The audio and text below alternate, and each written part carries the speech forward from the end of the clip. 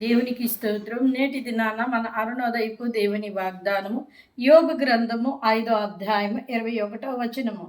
ప్రళయము వచ్చినను నీవు దానికి భయపడకుందువు. హల్లెలూయా. ప్రియమైన దేవుని బిడ్డ, ఇక్కడ దేవుడు ఇస్తున్న వాగ్దానం ప్రళయము అంటే ఆ యొక్క సముద్రాలు పొంగి లేకపోతే అగ్ని పర్వతాలు బద్దలై ఆ ప్రళయాలు వచ్చినా నువ్వు భయపడకుందువు అని దేవుని లేఖనం సెలవిస్తూ ఉంది. అంటే అవన్నీ కాదు, కానీ అలాంటి స్థితులు మన జీవితాల్లో జరిగినప్పుడు దేనికి నువ్వు భయపడనక్కర్లేదు. ఎందుకంటే దేవుని కృప నీకు తోడుగా ఉంది.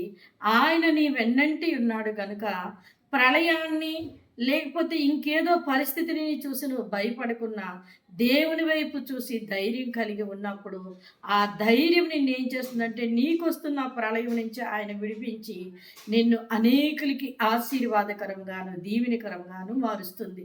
కనుక దేవుని కృప నీకు తోడుగా ఉంది కనుక నువ్వు అరుణోదయాన లేచిన వెంటనే ఈ వాగ్దానాన్ని పట్టుకొని నీ జీవితాన్ని ప్రారంభించు.